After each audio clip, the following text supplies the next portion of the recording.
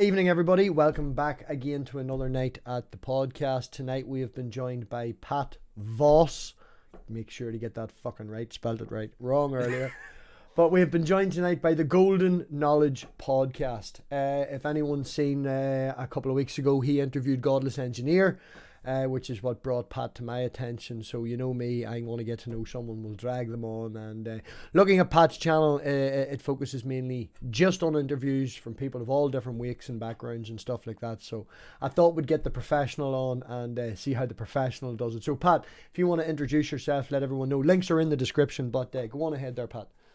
Sure. So my name is Pat Voss. I've been in radio broadcasting in Chicago in the States for 16 years. Half of my life. So from the age of 16, I go from doing PA announcing to on air to production to commercial cutting. And I've been doing that for a long time now. So I've been blessed enough to do interviews throughout my entire life of broadcasting. And the Golden Knowledge podcast is where I take, like MathPig said, I take all walks of life. The reason it's called Golden Knowledge is because I want people to have a behind the curtain look at all kinds of jobs, all kinds of walks of life, because some people won't understand things until it's told to them by the professionals themselves. And that's what I want to do. Over the years, I'd assume then that that's where you've built up your lovely collection of being able to, you know, all these different people that you have. I find it very difficult now as starting out as an atheist channel and skeptic channel and talking to people like that. You know, I've reached out to some physicists and things like that, and you know, some of them have said yes and some of them said no. I've had people say no, then they look at the channel and say yes, and then I've people that said yes and look at the channel and go no. You know, it's very difficult to break out of that, you know, considering that you've had a wide range. I'm guessing mainly sports, looking at your background. Mainly sports, yes. I did for a while there. I did sports. I've done news updates. I've done political radio, quite a few different walks, but yeah, sports is my main, because that's what people know me as normally. After doing PA announcing, it's the, ladies and gentlemen, this is MathPig. And that's what you hear. Yeah. When you've got the practice in and you know, you've got the names behind it, it goes. So has it always been something that you've enjoyed, or did you just fall into it? As you say, you've been doing it half your life. Has it just been a job, a career, or do you actually, you know, is it something that you enjoyed? I enjoy it wholeheartedly. I really enjoy it. I think that broadcasting, outside of what I did and went to college for, outside of that, broadcasting has been my life. I mean, my father was in the radio industry for about 20 years. Listening to him growing up and just in hearing his voice and trying to imitate him as a young kid. And then when my voice dropped it at the age of 15, I realized that I could do what he did. And I wanted to get into that industry as quickly as possible. Baseball being my first love and sport that I played before I got hurt in high school. And so then it goes from getting hurt to now being able to be a PA announcer for a minor league baseball team as my first job. Yes. So it was a nice transition, and I've never looked back. The internet though, coming on to YouTube and stuff like that, you've what, 300-400 subscribers, something like that. What was it that brought you to the internet to do that? Did you feel that, you know, you're not getting to scream enough in real life, so we need another outlet? No, I think what it really was wanting to make sure that I'm encompassing people that don't normally get access to my radio station or the radio station that I was on. They don't get access to a TV station that I'm producing for. They're not going to see my face or hear my opinions. And I found out very quickly on Twitter that people enjoy my opinions sometimes. So I was like, okay, well, let me do this on a YouTube channel and people get to hear it. You can do whatever you'd like. I'll leave all commenting open. That way it's not like being screened on a radio show. You can leave commenting open unless you're being kind of ridiculous over the top where I have to then delete your comment. But that rarely happens with my channel. Whenever you're coming to interview someone, like we were talking about this earlier tonight, I've been rushed off my feet all day trying to get the hall painted and then with the child and stuff. As anyone who watches the channel on a regular basis know, I generally wing it. You know, I'll do a wee bit of research on the person and things like that and generally wing it. Now, with interviewing sports people, you obviously would know some history behind it, you know, because you've been following the sports, so you have some sort of there. But do you do prep work, or is there anything that you would go into detail, you know, before an interview? Is there something that you would usually do before an interview? Yeah, before an interview, normally you have to make sure that you're prepping, no matter who it is. If it's an athlete, you know their whole life story already, go ahead and reread the information, making sure you're asking the right questions. Because if you can't lead the interview and you let the guest lead, then you're not doing a good job, in my opinion. If you're letting the guest lead, then you've already lost if it's a straight interview, you've already lost the interview. Oh, So yeah. for me, yes, prep work is key. Whether or not it's interviewing a physicist like Lawrence Krauss, interviewing a godless engineer, interviewing Conor McGregor's coach the Monday of the Mayweather fight, like it's in 2017. Those kind of events, to me, require all the same amount of prep, no matter how supposedly little or big that the person is. So I just talk too much. See, he said it simply. He's like, well, now here we go. But no, if you find the right questions, you don't have to, as a host, talk very much. At least in my opinion, you ask a question and you let the guest then take that question. Yes. And from what they do, if you're a good listener, you can come back with something good. And I'm loving your show as well, which is again why I agree to come on. Yeah, well, that's I sort of, again, with the whole skeptic and things like that, what we do an awful lot here is interview people who have joined the community and things like that. There, it's the same, trying to break out of that. But it's usually, you will ask a person a question and it's more stories. I'm looking to find out more about the person, something that somebody's never asked before, something that they've hinted at or something like that. Trying to actually get the story from the person to find out who that person actually is. More so than a topic. Your channel would be mainly then, come on and we'll talk about this football match, or come on and we'll talk about how you hit that home run that time in that game or whatever. Yeah. Correct. But there is, if they mention, though, if I say, what was your career like? So I asked a few pointed questions, but a few broad questions in order for them to open up a bit, because they'll inevitably say, as far as I've seen so far in my life, they'll inevitably say something that will trigger me to another question outside of the topic, which is where I learned about a future Hall of Famer's mental health condition outside of having mental illness or suffering from mental illness, outside of crashing into an outfield wall one time and it messed up his head, and how that led to other things in his life and meeting his wife and all that. So we got down the road there, and it was all because he said, the one time I made this great catch, and that really did lead to a lot of worse times, and I then picked up on that and we kept going. But yeah, no, it's I try not to stay so general that it's the question they've been asked 3 million times. I hope that I'm asking something new, like you said. Hope that I'm asking something new that has never been asked before. How do you find lining up interviews and things like that? Do you find it easy enough? Do you have any issues? Is it hard to keep the schedule filled? What is your schedule? Once a week, once a month? So I actually do normally around, now that I'm getting bigger guests, I normally work around their schedule. So it is semi-sporadic. I'm trying to nail it down so that I can have an interview once a week. I'm trying to do an interview once a week, no matter big or small, just to keep myself sharp and also make sure the guests keep coming in. Eventually that's going to happen. I think I'm going to make that a reality by October 1st. But for right now, I have sporadic interviews. COVID kind of messed up a few things. Oh, It really put a lot of interviews that I even had lined up for 2020, pushed them all the way back. And now I don't get, I think, 7 of them until 2022. So it's been a while. Again, as I say, trying to reach out and stuff like that there. Again, I would be trying to break barriers here, so we're trying to put I was going to say Catholics and Protestants. We were talking about Northern Ireland before we went live. Trying to get theists and non-theists, put together in the conversation. And I find there's a few channels that would be out there that would be quite aggressive to one side, so then they find it very difficult, then to obviously bring them on to have them conversations. When it comes to topics, do you talk about anything serious? What's your opinion on, say, the idea of conversation, the idea of having a debate, the idea of, bringing these conversations to the forefront to have them? It matters. It matters a bit because of this.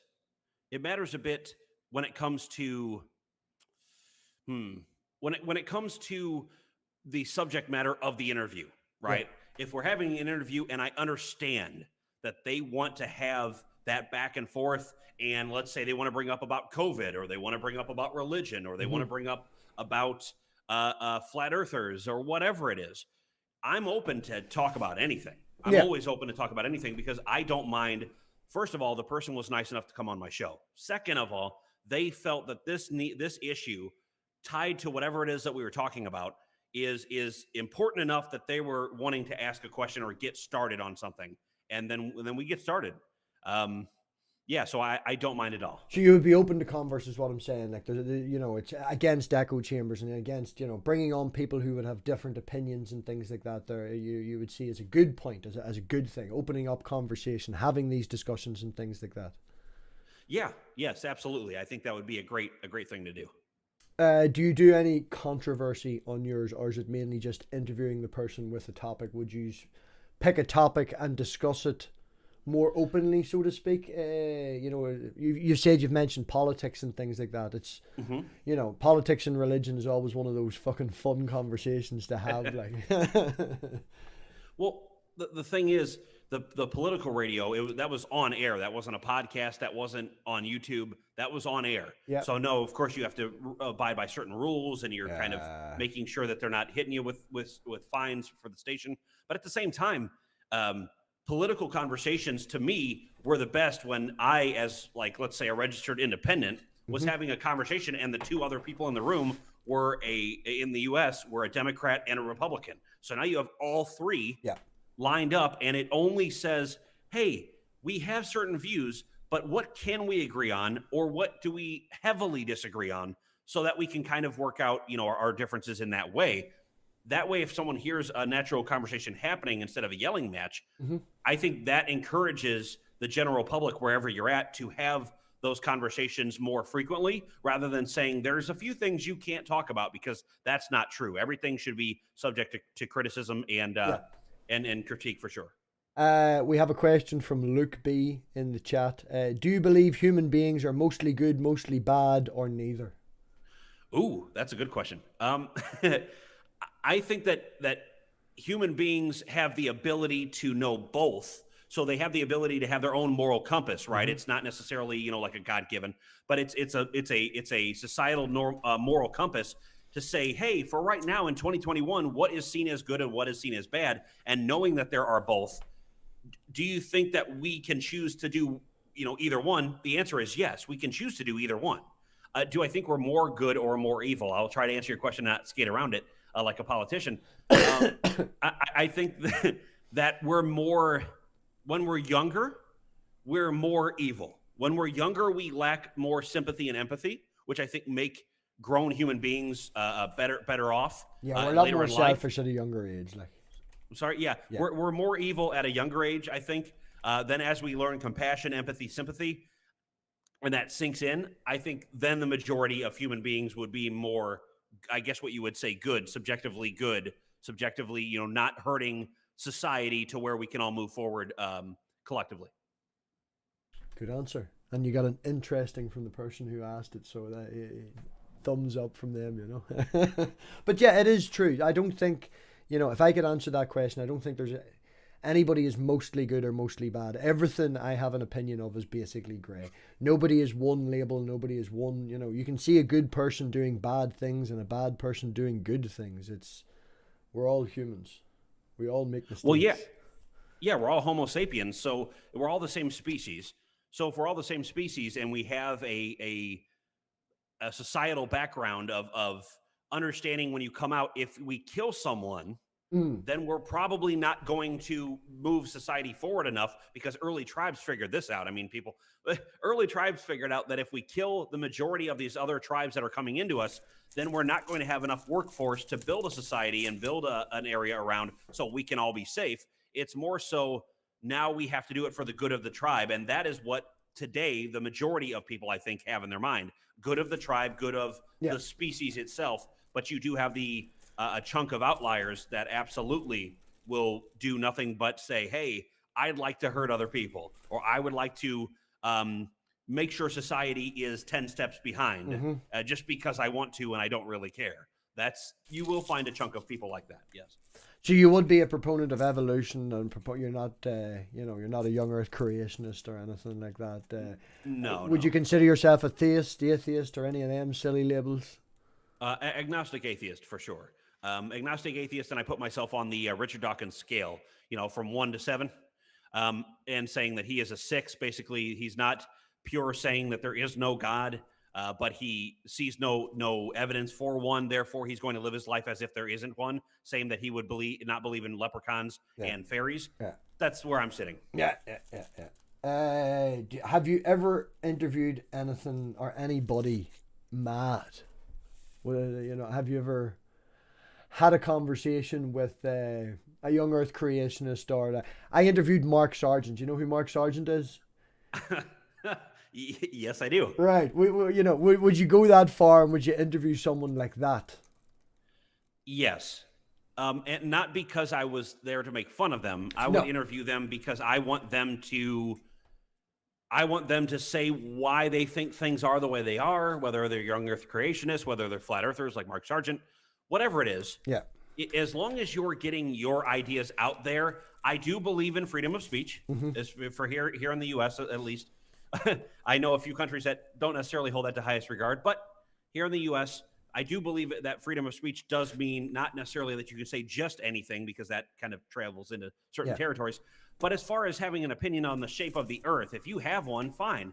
But if you're insisting that we teach it in a classroom, now I have an issue with you. But yeah, I interviewed him for an hour. I interviewed him for an hour. It went really well. And as you said, man, delve deep into why he believes and what he believes. And it's not only a flat earth with a conspiracy of a globe, it's a simulation run by aliens as well. But yeah, no, it lasted an hour. Had a chat with him, but I think he only lasted something like 16 minutes in the after party, because the people in the after party don't have to be as nice as the host. They can say whatever the fuck they want, and I think 16 minutes he lasted maybe for the after party. And then his upload to his channel was obviously edited with the bit at the end and all.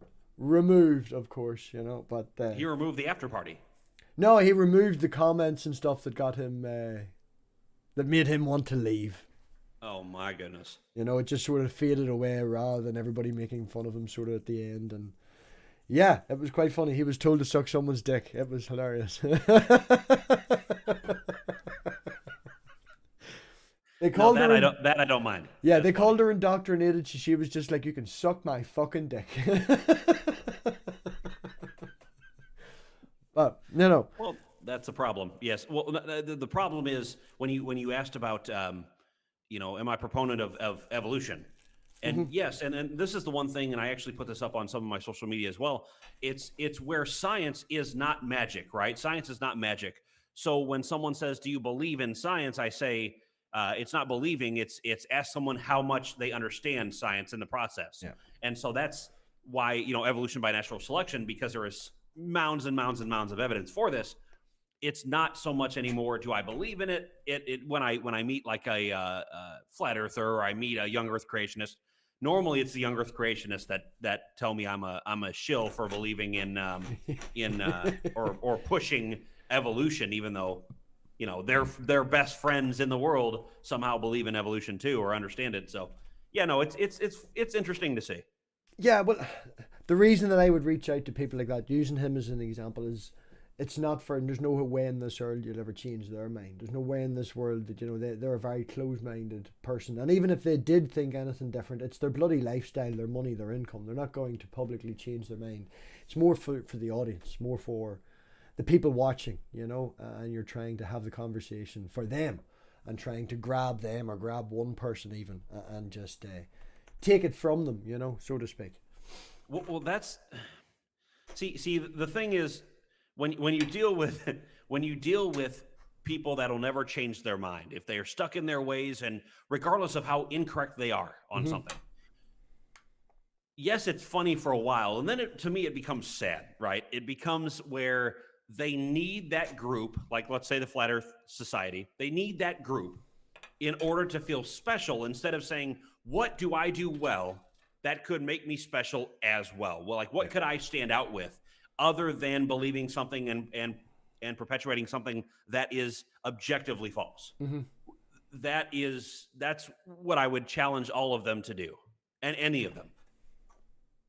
Yeah, as I say, it's their income, man. Would you give up your money, you know? And if you're so engrossed and so ingrained in it, it's very difficult. And then saying that, there is ones that I've interviewed as well that don't do it for money. They're obviously not famous. You know, some people would just call them crazy folk on the internet. They might be crazy folk on the internet. You know, it's you know, what's the craziest thing that you've ever had an encounter with someone on the internet? Have you ever? I know we talked about it. Have you ever interviewed someone crazy and you haven't went down that line? But have you had interactions on Twitter? Do you have other social platforms? Do you get crazies coming at you? Not as of yet, but I don't have a lot of them. I've had one or two before where I have said something, you know, just kind of poking fun of flat Earth, or I've said something just kind of, you know, how when is Jesus coming back, or something about the aliens, or whatever it is. Yeah. And then yes, I will get people that, because my DMs are open for mostly people that want either work for me or VO work for me or whatever it is. I leave my DMs open on Twitter, and so then sometimes I will get DM'd from some crazy people that tell me that I'm going to burn alive at the stake or something. I don't know what. There was one gentleman that was talking about how I can't, if I walk outside my house tomorrow or the next day, that I will explode because of the bomb he's going to plant in front of my house. It's very fun. Wow. Yeah, yes. All because I made fun of flat earthers one time. That's a bit rough, like. It is. It is a little bit. But I know mostly it's anyone that has frustration that's not seen as special in their daily life.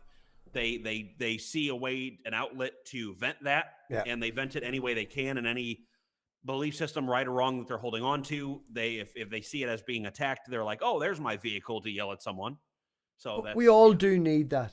You know, I do this as an outlet. You know, we all have that. It's deciding where to put your fucking energy. You know?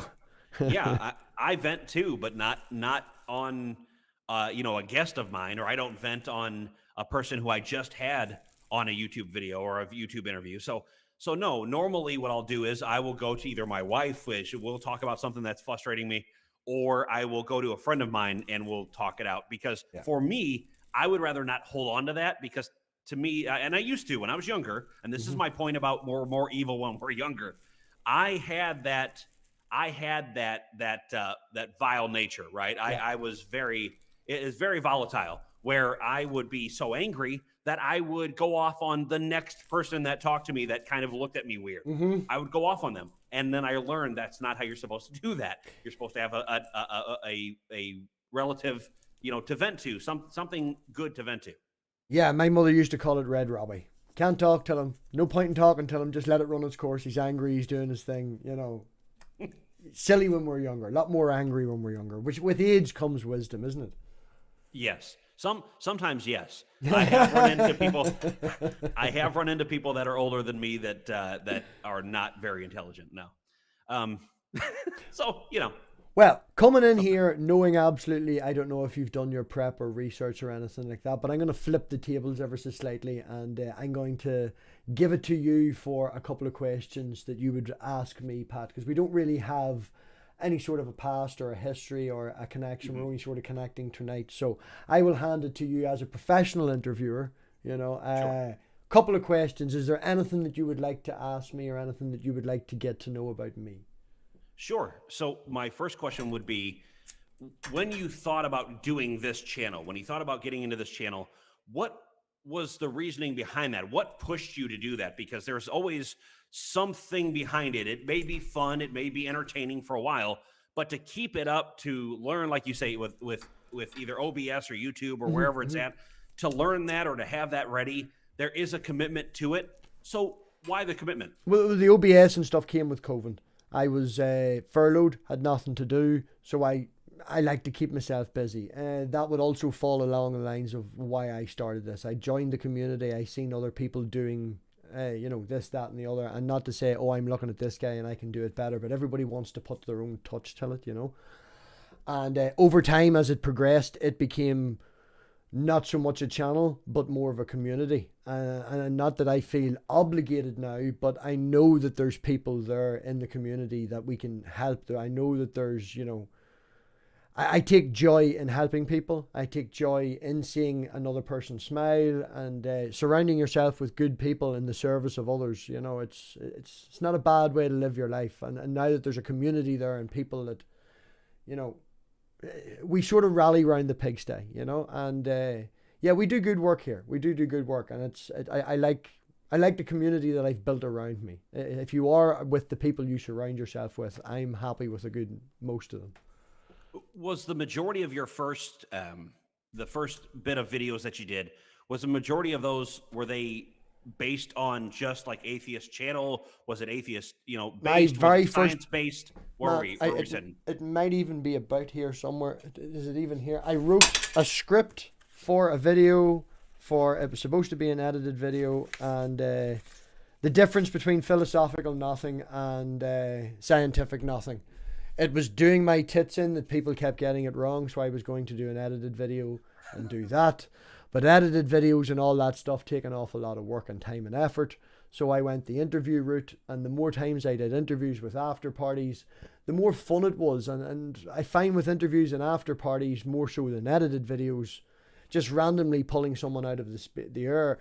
Look at Paul Agea. I'm sure that he has a following, but he mightn't per se have a community. You know, I feel that there's a community here. There's a group of people. You know, most of the people in the chat I've actually talked to. You know, there is friendships there. You know, some of them goes back years. So with one thing, that going to the interview route, right, to feel more comfortable, to build that community together, to build that around it, what does that take? Because I know for myself, doing networking and learning networking early on and how to network, is that how you feel, or is it more just friend to friend? Is that how you feel about the audience? Yeah, like I always said, I don't have fans. I have friends who feel sorry for me. You know, I do consider. I feel like as the channel does get bigger, there is a disconnect. You know, you can't stay in contact with everybody as much as you would like. You know, you have to designate time to obviously real life as well. But no, I would consider an awful lot of people, like there's Spooky there and Jupit there, that I would know at least 3 years, going back to when I first joined and first started. Dave is one of my best friends. I'd be lost without that crippled motherfucker. Like, you know, it's there's connections here that have been built upon. And yeah, I'd say I'd have talked to pretty much everybody in that chat, in a VC, at least in a text conversation.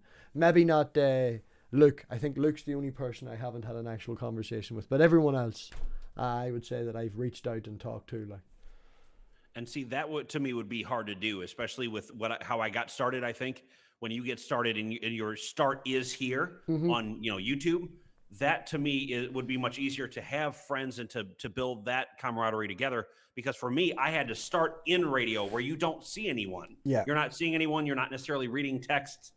Even when I first started, smartphones were only just coming into fashion when I just started in radio. So it took a few years for that to be, hey, on Twitter, we're going to read Twitter comments, or, you know, it became a thing. So I will hopefully eventually be able to do like you did.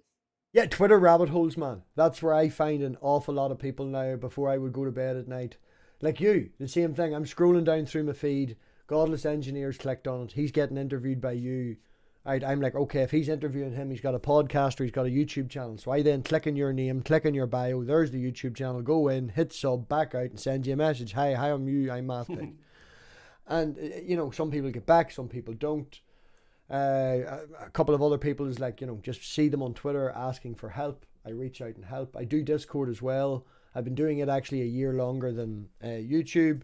The Transatlantic server built it. Holy Kool-Aid built it. You know, a few other ones and things like that as well. But if someone needs help, I am of the belief that if you can help, you should help. Absolutely. And so for me, when I had Godless Engineer on my show just recently, it was because I'm a fan of his show, and I was a fan of the YouTube channel. And I was like, if I can just get him, if I can get him on, you know, I've already had Dr. Lawrence Krauss on before. I've had a few other people on before. But to get him on would be very nice, so I can cover the YouTube community of people that I watch, and then also go back around and while Dr. Krauss is trying to get me people like Richard Dawkins and Neil deGrasse Tyson. That's hopefully upcoming interviews I will before the end of the suck year. your dick for their number and connection, man. I swear to Well, God. so I once I get them, see, then I can help out other people. Yes. Once it's a for sure thing, absolutely. Well, that's another thing I liked about the after parties. We had people on like Aaron Ran, all like out there, you know, the names in this community that people have on the pedestal, so to speak. And having the after parties gives the opportunity for someone to talk to, say, their hero, talk to someone that they respect. You know, it gives them the opportunity with the after parties, which is something that's, you know, definitely appreciative. If you're a Patreon to the channel, you get preference. You know, if you're going to give me money, there's somebody on you want to talk to, just fucking hit me up. We'll get you on, like, you know. It's Absolutely. yeah.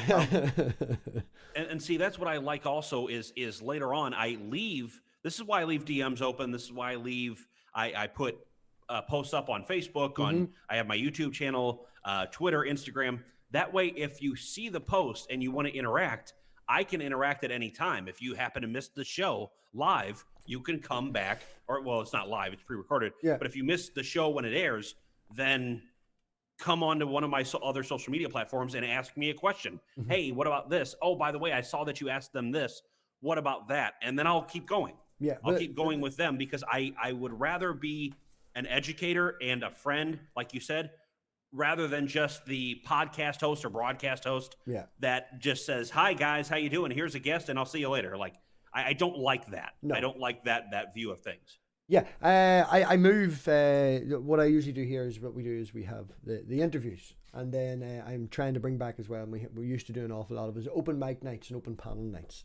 So I would bring the person in, we have then them, you know, I now know what your opinions is and this, that and the other and all the rest of it. So we have an open mic night where we bring 5 and 6 people in of all different wakes of life and all different opinions, and then we pick a topic and we all talk about it.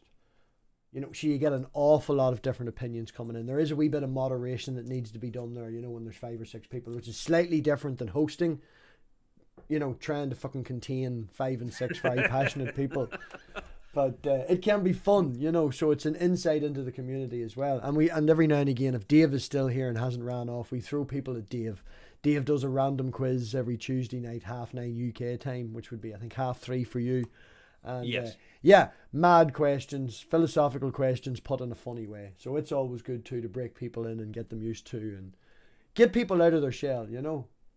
Well, and see, I don't mind moderated conversations. So I actually have, outside of broadcasting, after high school, I went to Arizona State University and actually learned under Dr. Krause for 2 years at Arizona State. And I have my bachelor's degree in physics and cosmology from there.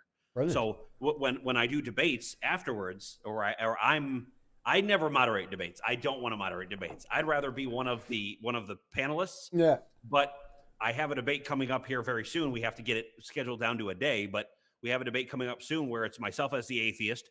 Then there's a pastor and a philosopher. We're having a 3-way debate. That's going to be fun. Yeah. Well, see, again, like I always prefer to say formal discussion.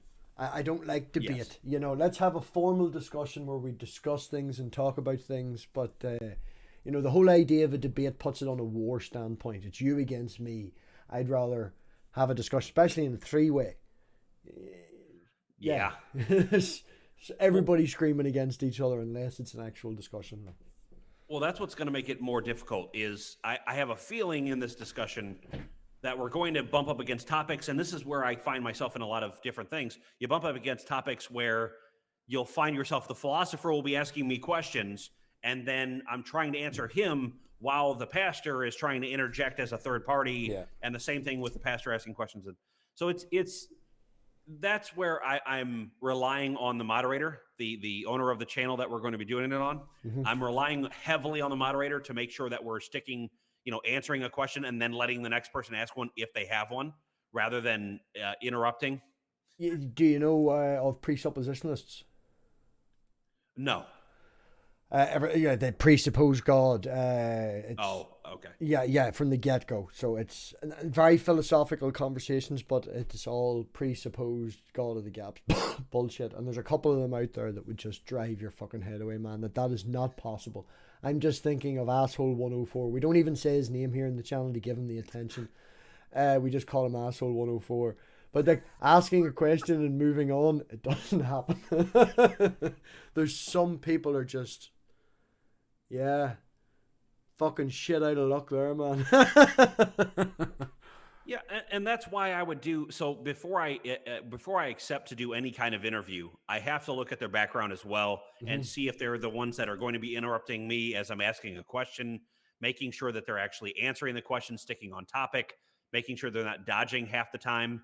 Because if they are, then that's only going to make a headache for me, and I don't necessarily want that every other week on my show. That did happen once. Some guy came to me and was all debate me, bro, and I was like, right, dead on. I'm practicing my debating. Come on, the fuck, we'll have a go. And then I found out who he was, and the debate basically was gravity exists and we can't prove gravity, so there's protostars. So protostars exist, therefore God exists. And that was his argument for 45 minutes. He asked the same question at 8 minutes that he did at 40 minutes, and I was just like, fucking leaving now. Bye. It's yeah. Yikes. Uh, That's that's where you can tell that people are listening to respond, not listening to learn, and not have a genuine conversation. And that's I've run into that so many times. Um, hey, thanks for the pie, or the cake. Thank you, honey. I will say that I enjoy having regular conversations with people if they have genuine questions. Yeah. If they're going to ask a question, ask it. Don't have an answer already in your head, because if you have an answer already in your head and I say something that you're not expecting, all you're going to do is look like an ass when you go back to your original supposition. Yeah, no, scripts. Yeah, some people do scripts. That's I don't understand the point of having a script when you want to genuinely have a conversation, because you could just hand me your script and I'll read it at my own leisure, you know? It's not worth it. It's not worth it. Out of all the interviews that you've done, I know you've mentioned Lawrence and Godless Engineer a couple of times, but do you have a favorite one? Do you have one that was, even not just because of the topic or the guest or anything, just, you know, you just had a great fucking banter, a great bit of crack? Do you have a favorite one? Yes. And it has to be, and again, I'm going to be biased in this way. It has to be a Lawrence Krauss interview, the one that gained 15,000 views. To me, that because it was the best interview that I've done in a long time with the science community. I've interviewed other people, astroparticle physicists, and so on and so forth, but it's not like that one interview. About a year ago, I interviewed Dr. Krauss, and he and I were talking about everything. We covered flat Earth, we covered climate change, we covered people's misrepresentations of scientific facts or data. And I asked him, what does he think of the non-scientific or scientific denying community? And his answer, so I don't want to ruin this, so he gave an answer to this, and that to me made the interview. His answer to how he feels about the non-scientific community is a great answer. Is not giving, and I can curse on here? Oh, fuck sure. Okay, so not giving a fuck at all about what the people or detractors of what he or of who he is at his core. He doesn't care what they think. So he's going to tell them, listen, you can't get across objective data. If it's objective data, then you're just sitting here flapping, your wings for no reason. So it's the fact that he attacked it like that. Yeah. Where he had been cordial the rest of the interview, that I touched a nerve and I saw it and I loved it. The minute I touched that nerve, I was like, okay, this is gold. I'm going to go ahead and mute. Yeah, just sit back. Well, you get a natural reaction then. You're getting an honest opinion. Yeah. Hitting a nerve, it sometimes can be bad, but it gets a truer representation of the person. That's why I prefer to have VCs and prefer to have interviews like this. Because texting, not only is it sometimes difficult for me to not take it exactly how it's fucking written, and it's hard for me to see innuendo and, read between the lines when you're in text form, you can always delete and retype. You can always go, oh, or this, and change your mind, In a VC, there's no going back. In a live interview, there's no going back. You're you and you get you. Well, that's actually how I got Conor McGregor's Coach Kavanaugh. That's how I got him, was because of a misinterpreted message that he sent on Twitter. So I told him that the week before the fight, or the 2 weeks before the fight, I was interviewing a mixed martial artist and said, hey, the people out here are wanting to hear somebody closer to the fight. Coach Kavanaugh, would you mind coming on the show? And his answer originally was, you don't have enough subscribers, mate. Keep grinding, with a wink. And I said, oh, this guy doesn't know who I am. So I got mad and I made a response YouTube video. Oh, goodness. And I responded I made a response YouTube video, put it out that day. I responded to his tweet on Twitter, and then that was it, and I left it. Yeah. 24 hours later, it was still going on. There were people still responding to the YouTube video, still responding to the tweet. Some of them were saying I should kill myself because I shouldn't be in the same arena. Others saying give the kid a chance. And he gave me a shot, and he goes, listen, if it's still going on, name a time and a place, and I'll come to the show. So we did it. We did it the Monday before the fight. Brilliant. Yeah, I'm not a big sports person. I do know of McGregor, obviously. But sport, I don't know. I just don't get sport. I understand it, but to me, when I see it, I just see tribalism. Overpaid fucking Egypts getting and tribalism, you know? Well, there's a difference. So here's the thing. So I used to play baseball and basketball up through a high school level. Mm-hmm. Was trying to take it further, and then I got injured. But I used to play, and I loved the freedom to be good at something, right? Be good at something else. I was a big science nerd at the time. I was also just starting to get into broadcasting after I'd hurt myself. So before then, it was all sports to me. Mm-hmm. It was, how can I focus on this? How can I get better and better and better? So I wasn't thinking of it as, hey, you have these people out here, and I do get what you mean. Absolutely. I see plenty of those. Yeah. But to an extent, though, you have to appreciate a little bit the fact that they have trained their bodies to be that good that if you were taking a basketball player that plays for the NBA and you took a person that's playing college ball or just likes to play basketball, you'll immediately notice the difference. And that's the reason why they're paid as a professional athlete. There's immediately a difference. Yeah, they're definitely better. By leaps and bounds. Yeah. Yes. Well, of course, that's why they're getting paid. You know, I used to watch snooker an awful lot. I was a very big fan of snooker, but you know, once you break 30, it's very hard to stay awake after work and you've had your dinner. So, you know, snooker fell asleep and can't watch snooker no more. I'm too old. But no, I don't know. Maybe it's my own personal preference, but I just never got sport.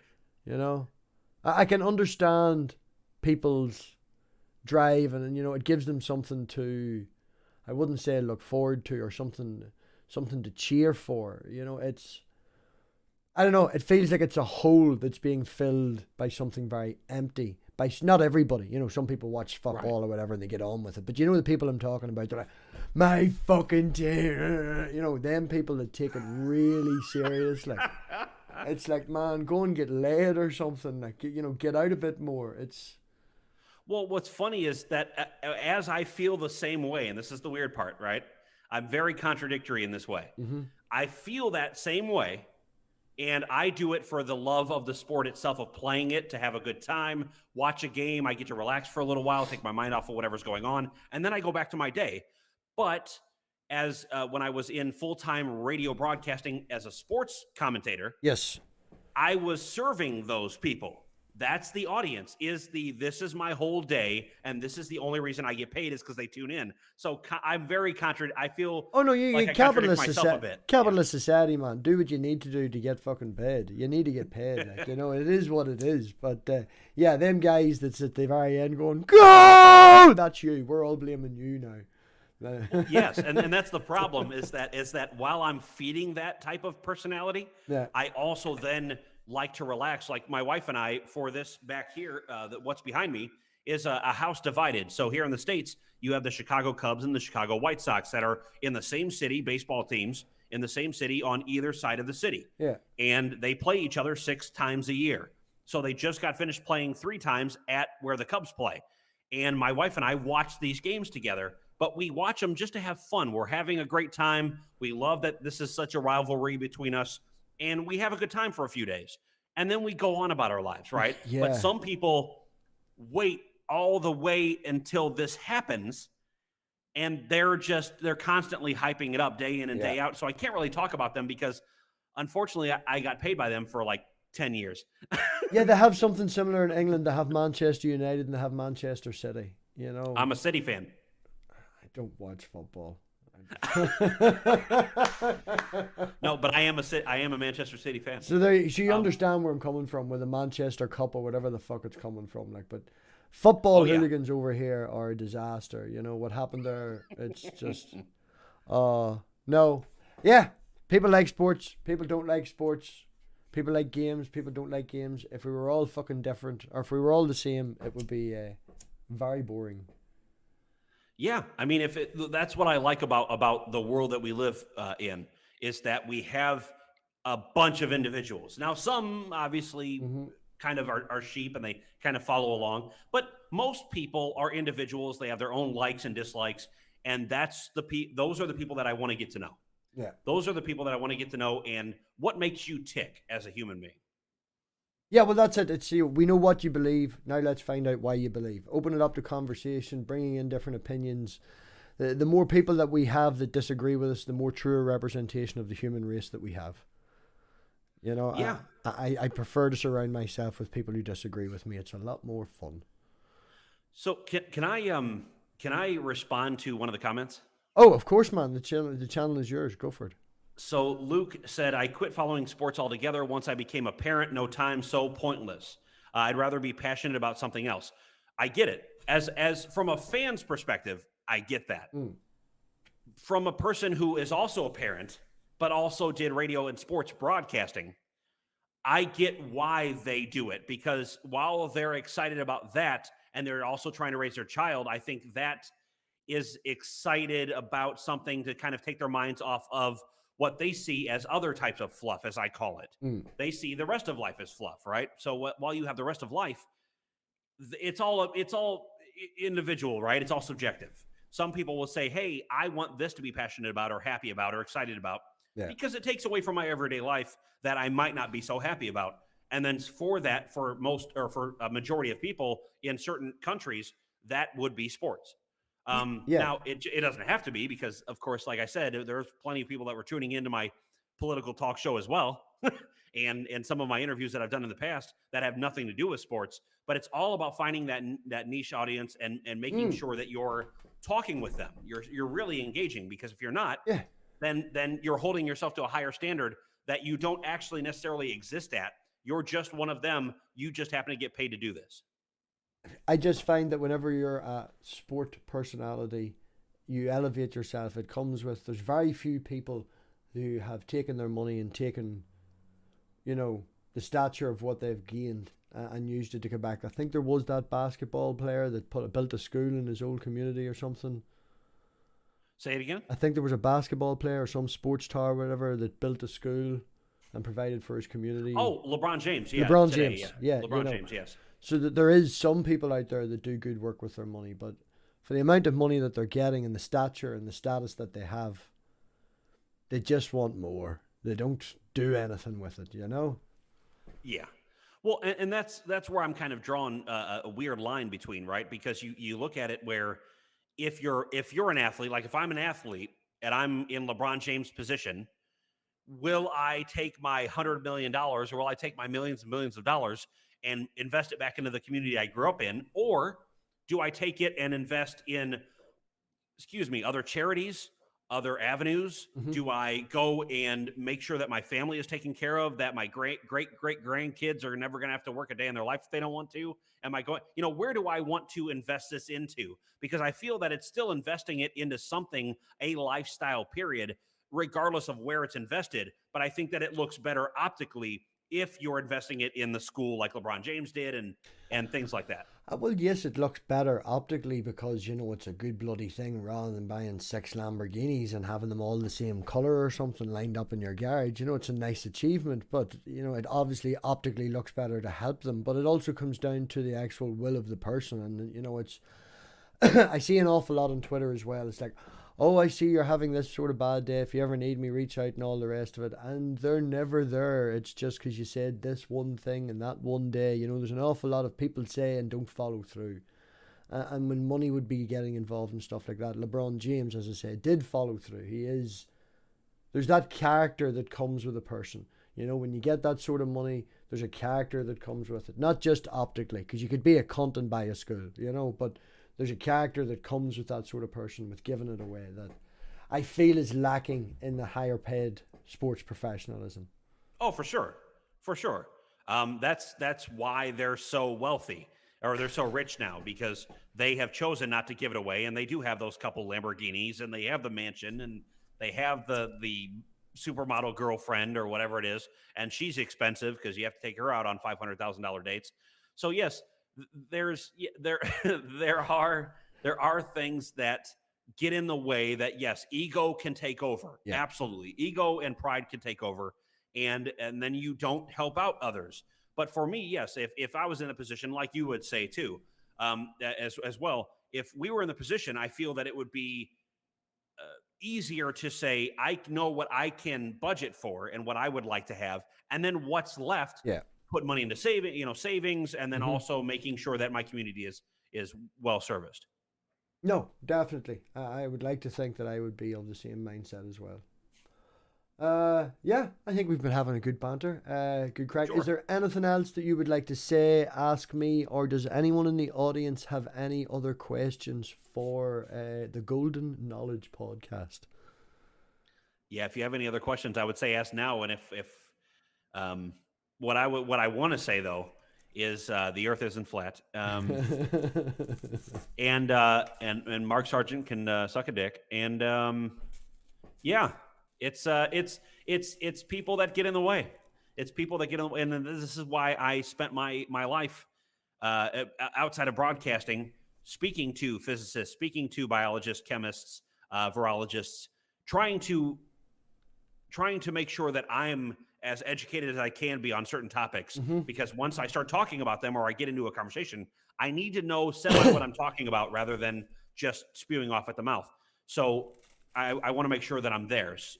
And that's what I went to school for as well, for physics. So I want to make sure that I'm not allowing, not allowing, I won't say it that way, but not allowing people to spread objective lies. Yeah. And coerce others into believing BS. No, I agree with that. Go forward, talk to as many people as you can, educate yourself as best as you can. YouTube is not a fucking education system. It is not a university, but it does give us the advantage to have the chance to reach out to these people and give us the ability to talk to them, to put forward the chance for the audience to talk to them. You know, it is an opportunity, but it's not a fucking university. Definitely. Gotcha. For no. Go read a book, people. Even a digital book. Read a fucking book. So somebody asked, how old is the Earth? 4.5 billion years old, roughly. That's a very close to approximation. 4.5 billion years old for the Earth, 13.8 billion years old, roughly, for the observable universe, and Homo sapiens have only been around for roughly about 200, by best estimates, about 250,000 years. Good man. I agree with all them statements. Look, he's looking at. I'm proud of myself. Yeah, so he should be. Did well. Have we any other questions? Something about breaking a script and everybody spanking each other. Yeah. So, Pat, anything else you would like to? You want to shield your channel? Have you any interviews coming up, or that debate? Is it announced? You allowed to let us know what channel it will be on? So the channel. So I will have it on my channel. He's going to allow me to have the link to it, so it will be airing on Golden Knowledge Podcast on YouTube. I believe it's September for that, but I will have to let everyone know. If you follow me at, excuse me, if you follow me at Golden K Pod on Twitter or Instagram, as long as you're following me at one of those, I will post on both to the exact date. So keep up with me there. And I also have, hopefully in September, it looks like I will be interviewing Chief Scientist of NASA, Jim Green. So that will be a new interview for myself. That'll be a new trek into nerve-wracking interviews. Do you use StreamYard? Can I just like hang around in the background and not talk to anybody? I can, if depending on the interview, I'll try it. But normally I use Zoom and pre record and then edit and bring it on. No bother. I was only joking. Anyway, I was only joking. Yeah. So, yeah, I think that's us, man. I had very good fun tonight. Pat, again, I want to say thank you very much for coming on. You were very open, and there was no issues or anything like that. Everything was good. Man's very open, as he says, about his DMs. I reached out, got a chat. I wasn't crazy, so he said hello. Yeah, if you're not fucking nuts, I'll say hi. Links to his channel are in the description, so definitely give the man a check out. The Lawrence Christ interview is the only one I've actually watched as well, man, but it was very good. Definitely do watch it back. Yeah, check him out, give him a shout, and he says the debates and stuff coming up, and definitely them sort of discussions is more I would like to be watching as well. I find sometimes if you're watching something that's a science channel, there's an awful lot of science conversations. Now, don't get me wrong, I would be well versed in it, but it couldn't go down a route that would take away from the entertainment factor. You know, it's good to just get to know the person more so than talk about just math. Correct. So, on that note, thanks again, Pat. Check him out. Shout out to all the Patreons and everybody that contributes to the channel. Really, yeah, he's helped pay for all this, and really does go an awful long way. So, on that note, I will say, everybody, don't forget to think for yourself. Bye.